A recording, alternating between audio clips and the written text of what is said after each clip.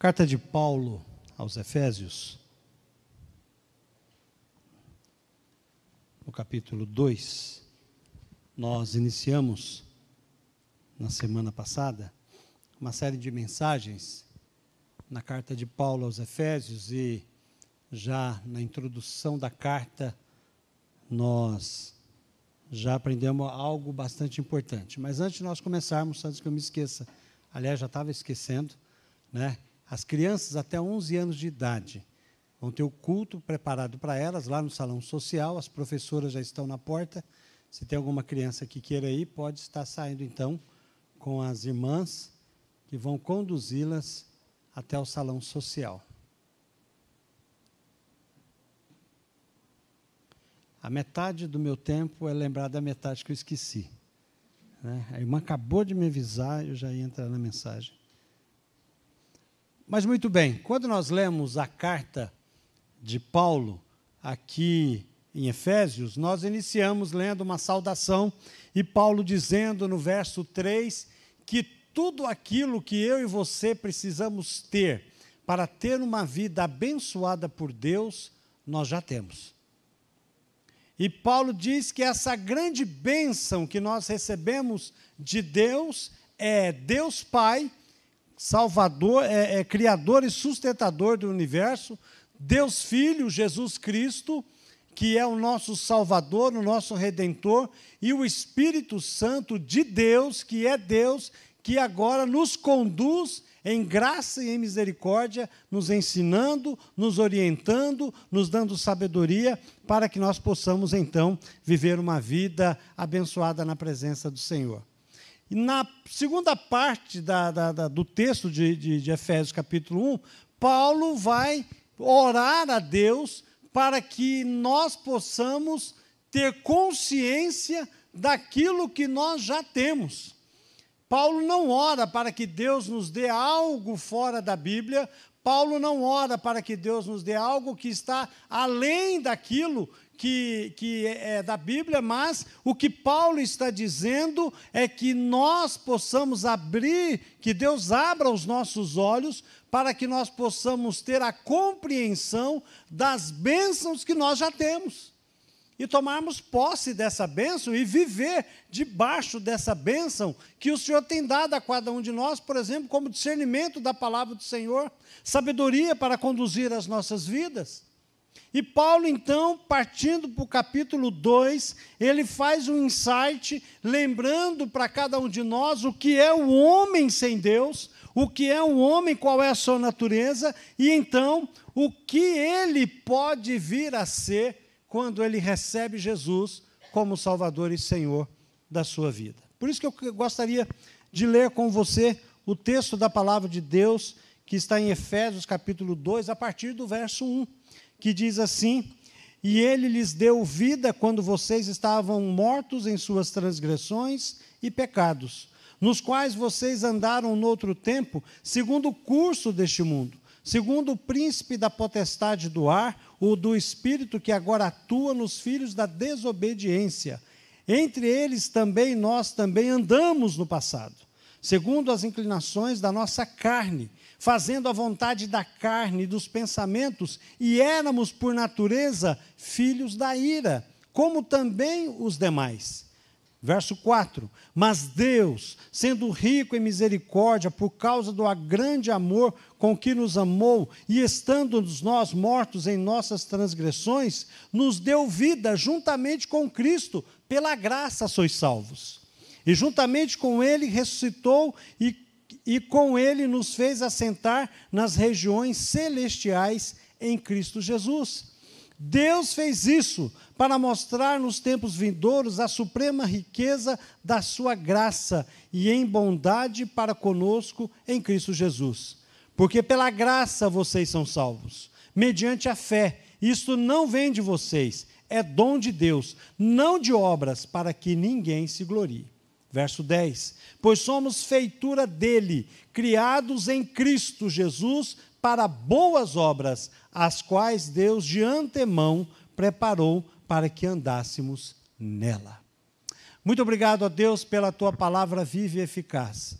Nós te pedimos, Senhor, que em nome de Jesus, o Senhor abra as nossas mentes e os nossos corações, para que nós possamos então, ó Senhor, aprender e apreender tudo aquilo que o Senhor tem para nós nesta noite.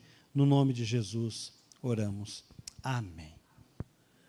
O que Deus quer que nós possamos compreender nesta noite, qual é a nossa condição natural e qual é a condição de alguém que recebe Jesus como Salvador e Senhor da sua vida. Paulo, então, vai mostrar para nós, nos primeiros versos, o que o pecado realiza na vida do homem. E ele vai destacar algo muito importante, que sobre 4 aspectos é que o homem é um pecador e o pecado o torna uma pessoa morta. O ser humano sem Deus já nasce morto espiritualmente. O ser humano sem Deus já nasce um homem que precisa de um milagre para que ele possa ressuscitar espiritualmente. Alguém que não tem Cristo Jesus como Salvador e Senhor da sua vida é alguém que está morto espiritualmente. É alguém que não tem perspectiva de vida após a sua morte. Alguém que não nasceu de novo, alguém que vive no pecado e continua na sua natureza. É importante nós deixarmos claros que isso é a condição natural de todos nós. Todos nós. Todo o ser humano nasce pecador, ele nasce condenado ao inferno, porque quando Eva pecou, ela condenou toda a humanidade, então nós herdamos o pecado, e o pecado está imputado a nós também. E Paulo está dizendo para nós, Paulo está mostrando para nós que a vida que nós precisamos é uma vida em que nós possamos nos encontrar com Deus. E quando nós olhamos para um homem sem Deus, a gente vê um cadáver, alguém que está morto, alguém que não tem reação, alguém que não tem nenhuma reação quando você fala da palavra de Deus, alguém que não tem sensibilidade para com as coisas de Deus, alguém que não tem nenhuma oportunidade de ter nenhuma reação por si só para a vida, porque ele está morto. Eu já contei aos irmãos aqui, e eu vou contar de novo, porque é interessante, porque a audiência é rotatória, né? Então tem gente assistindo em casa e tem gente aqui. Quando eu era seminarista nessa igreja, e um dia o pastor Neto foi num velório. Acabou o culto, eu estava indo embora, ele falou, Wagner, espera aí, porque eu vou num velório, eu quero que você me acompanhe, tal.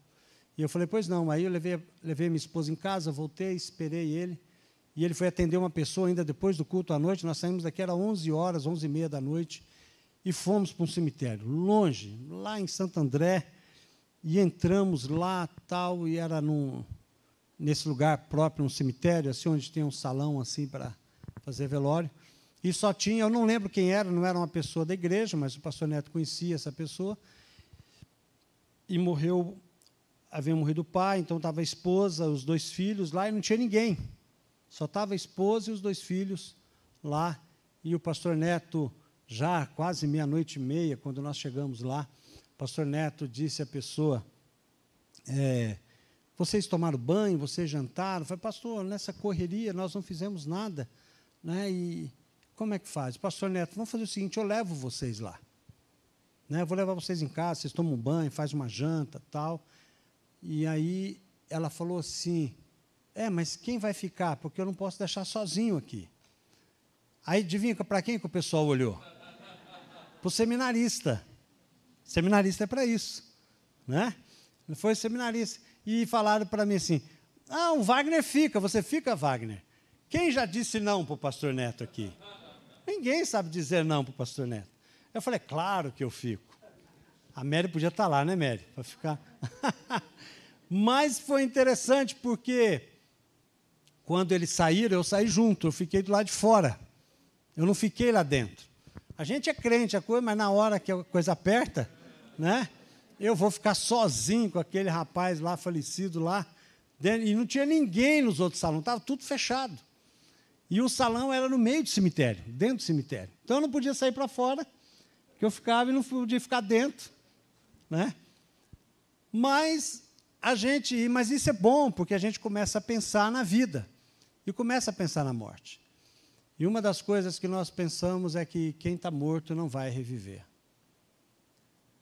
Né? Na minha consciência, claro, eu sabia disso, né? Que a não ser que Deus dê uma ordem, e aí eu nem queria orar, pedir para Deus ressuscitar. Né? Eu nem queria orar para Deus, já que Deus ressuscita, quem morre sou eu, de susto. Mas nós aprendemos que alguém que está morto, ele não oferece reação. Não tem reação. E quando você olha a condição do homem sem Deus, e a condição do homem sem Deus é exatamente isso. Ele está morto em seus delitos e pecados. E isso, irmãos, eu quero dizer que é todo ser humano, todos nós. A não ser que nós recebamos Jesus como Salvador e Senhor da nossa vida, aí eu estou falando de graça, eu estou falando de misericórdia de Deus sobre a nossa vida, nós estamos condenados. Aqueles que são salvos, não são salvos porque são bons. Quando Deus olha para alguém que não tem Jesus e alguém que tem Jesus no coração, Deus vê duas pessoas que Ele ama. Ele vê duas pessoas pelo qual Ele morreu. Ele vê duas pessoas que têm um propósito de salvação na vida dessas duas pessoas. A diferença é que uma pessoa aceitou Jesus como Salvador e Senhor, e a outra pessoa não aceitou, mas Deus ama igual.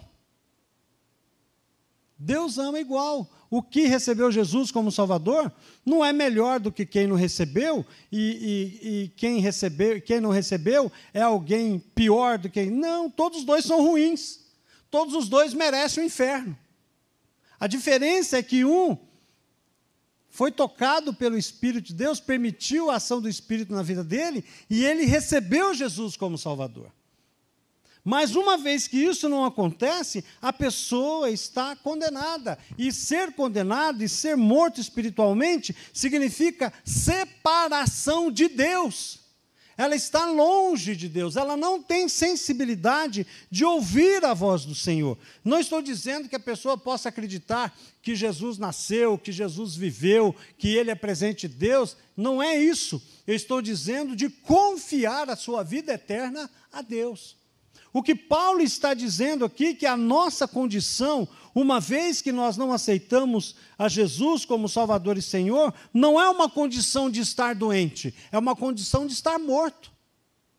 Essa pessoa, ela não precisa de cura, essa pessoa precisa de ressurreição.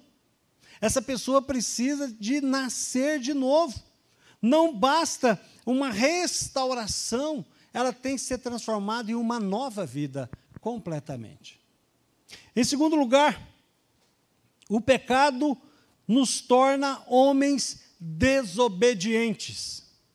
Há três forças que levam o homem à desobediência: o mundo, o diabo e a nossa natureza caída. Quando nós pensamos no mundo em que João vai dizer para nós que o mundo jaz no maligno, que a ordem deste mundo, que as coisas naturais deste mundo está para realizar aquilo que o diabo quer que seja realizado. É o diabo quem domina este mundo caído. E nós, então, somos desobedientes porque as coisas do mundo nos atrai o homem, e por algum motivo não é tão atraente as coisas de Deus, então as pessoas buscam as coisas do mundo porque vai trazer satisfação ao seu coração, vai trazer satisfação à sua própria carne, vai trazer satisfação ao seu próprio corpo, então ele vai caminhar neste mundo. Só que a palavra de Deus nos diz, e João é enfático nisso, quando ele diz que quem ama o mundo não ama a Deus. Tiago vai dizer que quem flerta com o mundo, quem quer ser amigo do mundo, constitui-se inimigo de Deus. Então, quando nós olhamos a natureza do ser humano e nós olhamos para ele, esse mundo faz com que nós fique cada vez mais afastados de Deus. Mas não é só o mundo. Nós temos um inimigo voraz. Um inimigo que anda como leão ao nosso redor, bramando, buscando a quem possa tragar. E se você deixar, ele vai te conduzir para o inferno. O diabo é inimigo de Deus. E quando alguém quer ferir alguém que ele não pode ferir, porque o que o diabo gostaria era de destruir Deus. Como ele não consegue destruir Deus, sabe o que ele faz? Eu vou tocar naquilo que você mais ama, que é a sua criação. Então ele quer destruir você, quer destruir a mim. O diabo não brinca. Ele é astuto. Ele vai fazer de tudo para contaminar a nossa vida. Ele veio para matar, para roubar e para destruir. E ele nos faz nos tornar obedientes. Ele coloca dúvidas em nós.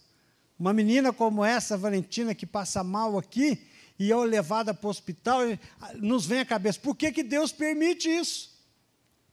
E ele quer colocar a sementinha do mal, quer colocar dúvida no nosso coração, mas nós temos que ter uma consciência do amor, da graça e da misericórdia, olhar as verdades bíblicas e não deixar que o diabo tome conta da nossa vida. Porque com uma palavra suave, uma conversa mole, ele pode tomar os nossos corações. Mas o homem também é desobediente por causa da sua própria carne, por causa da sua própria inclinação para o mal, por causa da nossa natureza. Quando eu falo carne, eu não estou dizendo corpo, mas eu estou dizendo a nossa natureza pecaminosa, caída. E isso nos torna desobediente a Deus. Paulo vai dizer, olha, o bem que eu quero fazer, como nós falamos de manhã, eu não consigo fazer, mas o mal que eu não quero fazer está sempre diante de mim. Está toda vez na minha frente, eu quero fazer aquilo que é bom, eu não quero cometer pecado, eu peço perdão, o Senhor me perdoa, só que, infelizmente, nós somos igual uma porca lavada. Já pegou uma porca? Lavou ela, passou um perfume nela, pôs uns brincozinhos nela, põe um colarzinho nela, solta ela, ela vai para onde? Vai para o chiqueiro.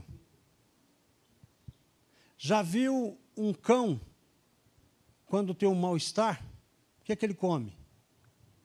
Ele come grama, mato. Depois que ele come mato, sabe o que acontece com ele? Ele vomita aquilo que ele comeu, aquela carniça. Aí ele vira as costas. Aí ele melhora. Porque quando você estiver ruim, você vomita, você sabe que você melhora. Aí ele sente o cheiro da carniça que ele vomitou. Se você deixar, ele volta lá e faz o quê? Ele come. A Bíblia diz que nós somos assim.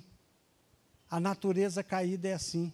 Ao mesmo tempo que você se arrepende, você chora e você quer mudar, mas a sua natureza caída te leva a isso. E o que é a nossa natureza caída? Eu quero que você pede aos meninos se pode colocar Gálatas, capítulo 5, quando fala da natureza humana, veja só, as obras da carne, que está no verso 9 de capítulo 5 de Gálatas. Preste muita atenção, porque isso é o que está no meu coração. E é o que está no seu coração. Preste atenção. Ora, as obras da carne são conhecidas e são imoralidade sexual, impureza, libertinagem, idolatria, feitiçarias, inimizades, rixas, ciúmes, iras, discórdias, divisões, facções, invejas, bebedeiras, orgias e coisas semelhantes a estas. Isso é o nosso coração. Talvez alguém tenha um pouco menos, talvez alguém tenha um pouco mais, mas todos nós temos essa natureza caída. É por isso que nós desobedecemos a Deus. É por isso que é necessário uma transformação, porque o homem se torna um homem depravado. O homem não convertido vive para agradar a vontade da sua carne, o desejo dos seus pensamentos. Quando o homem não nasceu de novo, ele vive, ele perde, e é interessante isso, porque ele não tem sensibilidade para as coisas de Deus. Mas ele tem sensibilidade para as causas sociais. Você liga a televisão, você vê as crianças passando fome na África, e tem lá você contribuir com R$30, tal. Você vai lá e faz. Quem não vai e faz? Você fica quebrantado quando você descobre que as baleias estão sendo assassinadas. Você fica entristecido porque tem gente maltratando, mutilando o cachorrinho e tantas coisas. Nós temos sensibilidade para tantas coisas, mas o homem caído não tem sensibilidade para as coisas de Deus. É necessário um milagre na vida desse indivíduo. E o homem também é um pecador condenado ao inferno. A morte espiritual, enquanto nós temos vida, ela é passível de mudança. Mas, enquanto condenados, estamos condenados ao inferno. Não seremos condenados, nós já estamos condenados. O apóstolo João, no capítulo 3, no Evangelho de João, Jesus diz que quem não crê nele já está condenado. Agora, interessante, porque Paulo vai mostrar a condição natural do homem, e essa é a condição, uma condição perdida, uma condição onde você não pode fazer nada, uma condição onde você não pode pagar para que você possa obter a salvação, uma condição que você não pode fazer coisas boas para obter a salvação, porque isso é obra de Deus. E Paulo é tão maravilhoso que ele vai trazer para nós, não vai fechar as cortinas e dizer, olha, acabou para você, não. Paulo vai mostrar para nós o que Deus fez por nós.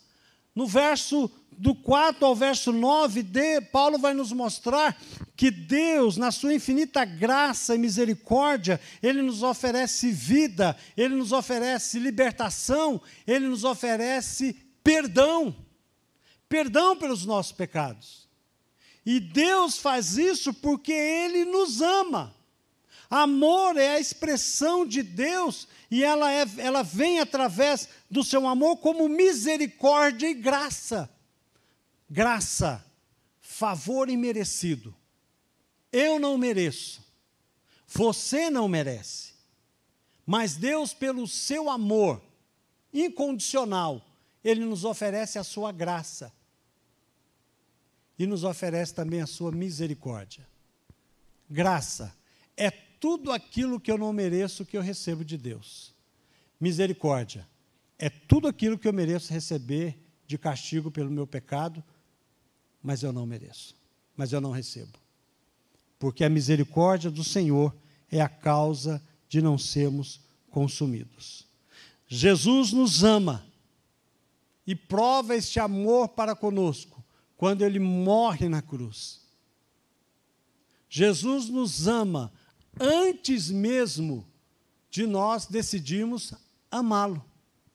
Jesus nos ama independente se você vai recebê-lo como Salvador, se você recebeu ou não. Ele te ama de qualquer jeito.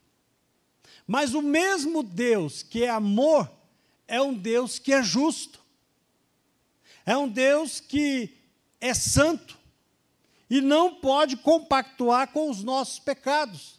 É por isso que Ele nos dá a oportunidade de sermos ressuscitados. Cristo vem, vive uma vida santa, morre na cruz por nós, ressuscita ao terceiro dia e compra para mim e para você uma passagem para o céu. Ele paga o preço exigido para a nossa salvação. E quando nós recebemos Jesus como Salvador e Senhor da nossa vida, Ele vai fazer com que nós, então, possamos receber a poderosa ressurreição que vai fazer com que eu e você possamos ter certeza de vida eterna. Quem não tem Jesus como Salvador, já está condenado. Quem tem Jesus como Salvador, já tem a vida eterna. Também não terá, já o tem. Já desfruta da vida eterna aqui, que é a presença de Deus em nossa vida. Mas Deus também nos exaltou, é o que Paulo diz. 3 fases da exaltação de Cristo, que é a ressurreição, a ascensão e assentar-se no trono. As 3 coisas serão repetidas na vida do salvo. Ele será, o salvo será ascendido aos céus, será ressuscitado, será levado à presença do Senhor e sentará com Jesus juntamente no trono de Deus. Essa é a promessa do Senhor para nós no livro de Apocalipse. É por isso que o Senhor faz por nós a obra de salvação. Por isso que o texto diz: pela graça vocês são salvos, mediante a fé. Isto não vem de vocês, é dom de Deus, não vem das obras, para que ninguém se glorie.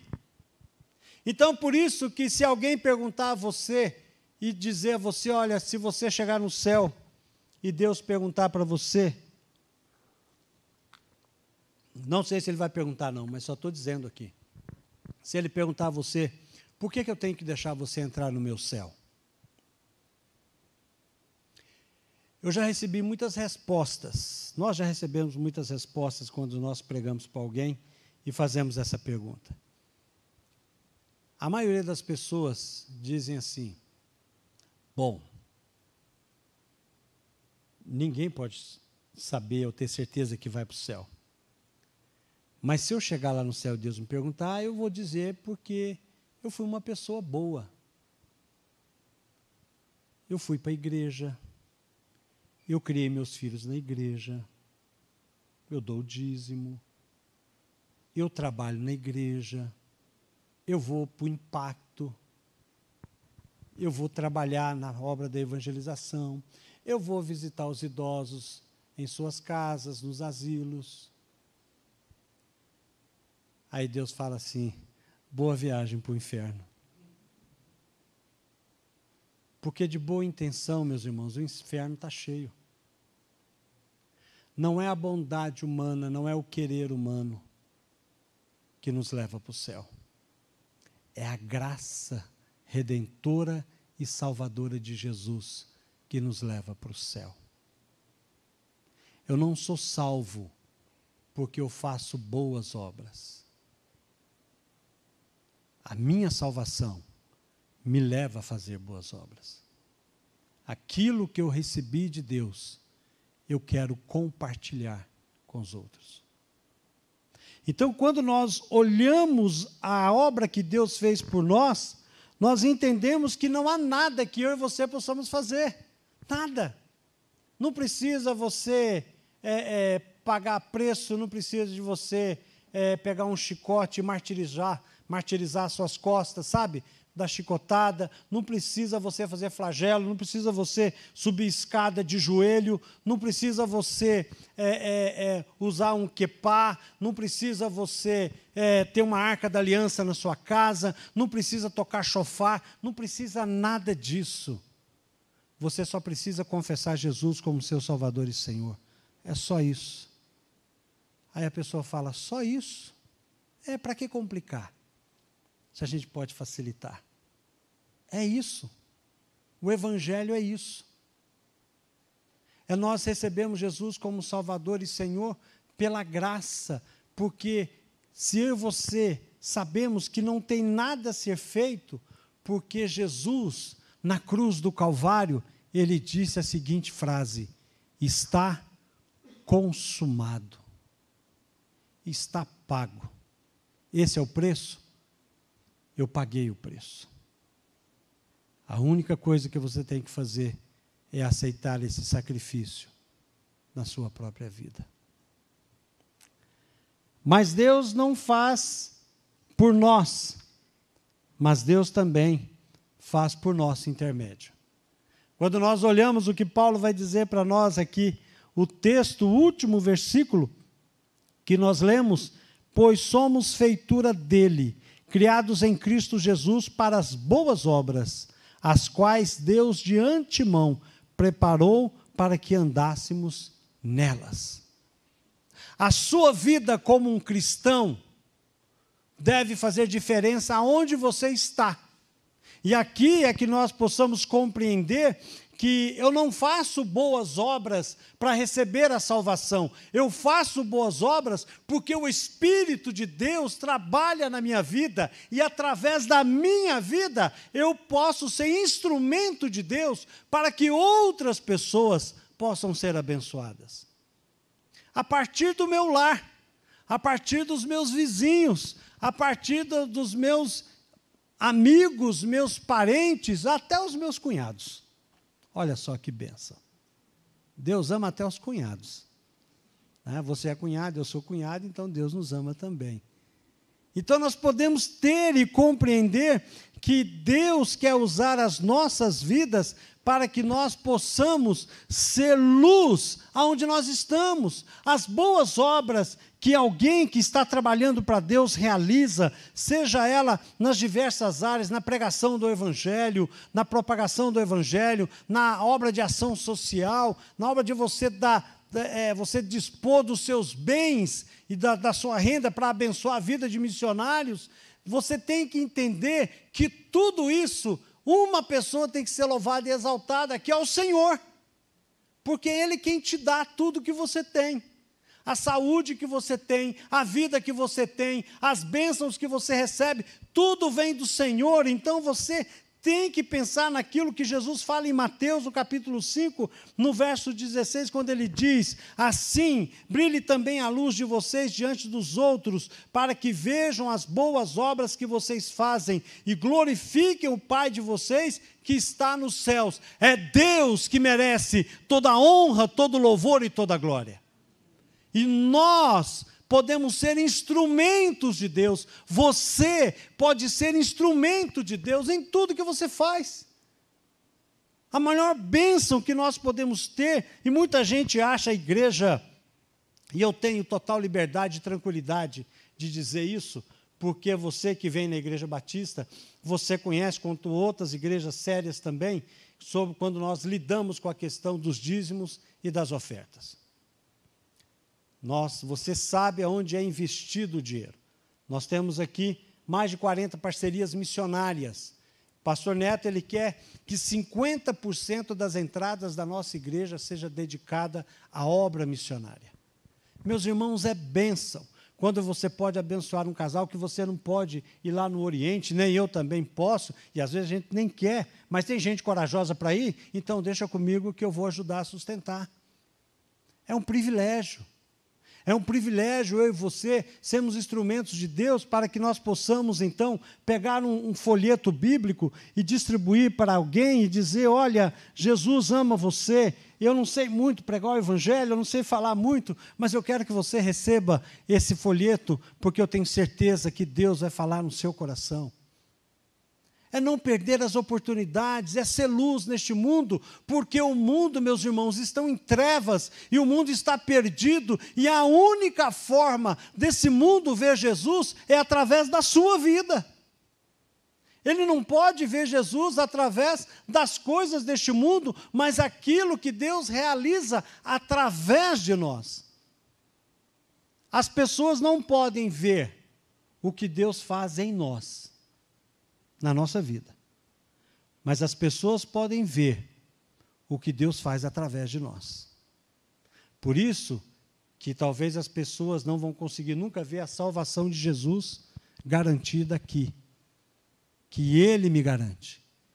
Mas as pessoas podem ver a salvação na minha vida através do meu comportamento, através da minha vida, tratando bem minha família, sendo honesto nos meus negócios, dizendo não à mentira, dizendo não às coisas deste mundo e espelhando realmente o caráter, o amor e a salvação de Jesus. É isso que Paulo quer mostrar para nós. O que Paulo quer demonstrar para nós é que o homem está caído, condenado, não pode salvar a si mesmo, mas ele tem a oportunidade em Deus de receber Jesus como Salvador e Senhor da sua vida, e então ser transformado, ser regenerado, ser santificado e no fim ser glorificado e também poder então fazer a obra redentora do Senhor, sendo instrumento de Deus, não por ele mesmo, mas por Deus, porque sem Deus nós não podemos fazer coisa alguma. Mas em Cristo Jesus nós somos capazes de espelhar, de abrilhantar e de brilhar a luz de Deus para este mundo que está em trevas. Essa é a minha responsabilidade. Essa é a sua responsabilidade, mas também é um privilégio. Mas às vezes, pastor André, a gente fala de uma forma tão empolgada, assim, tão dinâmica, porque a gente ama aquilo que Deus faz na nossa vida. Mas vida cristã é boa para quem é crente. Para quem não é, é uma chatice. Imagina, o camarada levantar 8 horas da manhã para estar às 9 na igreja. Domingo é o dia que a gente tem para descansar. E o camarada pega a filharada toda com a esposa, vem para a igreja e participa do culto, e depois tem escola bíblica dominical. Aí as irmãs vão fazer almoço lá, 12:30, vai almoçar lá para as 2, 3, e 6:30 está todo mundo de volta aqui. Isso é coisa de crente. Para nós, é uma bênção. A gente não só não vê essa vida, até porque se a gente tentar sair, Deus vai falar, não tem outro caminho para você não. A sua vida é essa aqui. É o propósito que eu tenho na sua vida. Uma vida abençoada, uma vida de restauração, uma vida de andar ressurreto na presença do Senhor. Porque felicidade, ela tem um nome. Ela não é uma condição social, não é uma condição de saúde, não é uma condição de bem-estar e de dinheiro. Felicidade se traduz por Jesus.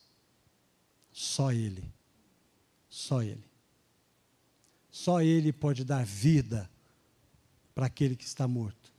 Só Ele pode fazer como Ele fez com aquela mulher que ia saindo da cidade com o seu filho morto, e todo mundo chorando, e Jesus toca naquele homem morto e diz assim, levanta.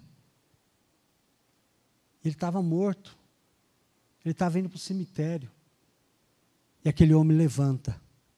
Sabe para onde aquele homem vai? Vai abraçar a sua mãe. Só Jesus pode fazer isso. Só Jesus pode dar vida para quem está morto. E esse Jesus, que quer dar vida para aquele que está morto, Ele está aqui. Ele está andando aqui. Ele está entre nós. Ele está olhando o seu coração. Ele está olhando a sua vida. Ele está sentado do seu lado aí. E Ele está dizendo para você, filho, se você não me tem como Salvador, se você está morto em seus delitos e pecados, hoje é noite de salvação. Mas Ele não está só aqui não, Ele está aí na sua casa, que assiste aí pela internet também. Ele está sentado do seu lado. Ele vê a sua vida, Ele vê as suas dificuldades, Ele vê a sua aflição, Ele vê a sua alegria, Ele sabe qual é as suas frustrações. E Ele está sentado do seu lado dizendo, filho, filha, eu quero dar vida para você. Por isso que eu quero convidar você que está em casa, e você que está aqui, que possamos fechar os nossos olhos. Todos nós, por favor, de olhos fechados. Queria orar com você. Queria que a igreja estivesse orando, intercedendo, porque esse momento é um momento de luta espiritual na vida daqueles que não têm Jesus como Salvador e Senhor. Se você não tem certeza da sua salvação, se você compreendeu essa mensagem, entendeu que você anda como alguém que está morto longe do Senhor, mas você quer receber Jesus como Salvador, você quer que o Senhor faça uma obra na sua vida e faz uma obra através da sua vida, eu quero convidar você a orar assim: Senhor, eu reconheço que sou pecador e reconheço que Jesus é o Filho de Deus. Eu confesso os meus pecados, me arrependo deles e peço que o Senhor escreva meu nome no livro da vida, porque nesta hora eu estou recebendo Jesus como meu Salvador e Senhor. Amém. Estamos todos de olhos fechados ainda. Se você nunca fez uma oração como essa, é a primeira vez que você faz, tomando a decisão de receber Jesus como Salvador e Senhor da sua vida, levante uma das suas mãos, eu gostaria de orar por você. Talvez nós pensamos em tantas coisas, pensamos nos amigos, pensamos na família, mas deixa eu dizer uma coisa para você: na presença de Deus não há nem papai, nem mamãe, nem amigo, nem amiga. Diante do Senhor é só você e Deus. E essa é a decisão mais importante que você possa tomar na sua vida, que vai definir a sua eternidade. Se você quer receber Jesus como Salvador e Senhor, nesta noite, levante a sua mão. Eu gostaria de orar por você. Você que está em casa também, se você quer receber Jesus como Salvador e Senhor da sua vida, vá na descrição do link que está logo abaixo do vídeo, coloque o seu nome, seu telefone, e nós gostaríamos de fazer contato com você. Senhor, em nome de Jesus, nós louvamos o Teu nome, pela Tua palavra viva e eficaz. Louvamos o Teu nome, ó Deus, porque estávamos mortos nos nossos pecados, mas o Senhor transformou as nossas vidas e nos deu uma vida nova em Jesus. Muito obrigado, Pai. Muito obrigado, ó Deus, por todos que participam deste culto. Que esta mensagem, ó Senhor, possa chegar aos corações necessitados e que muitos venham se render aos Teus pés e que o Seu nome, só o Seu nome, seja louvado e glorificado através do trabalho e da realização que a Tua igreja tem feito, pregando o Teu Evangelho. Nós louvamos agradecidos no nome de Jesus. Amém.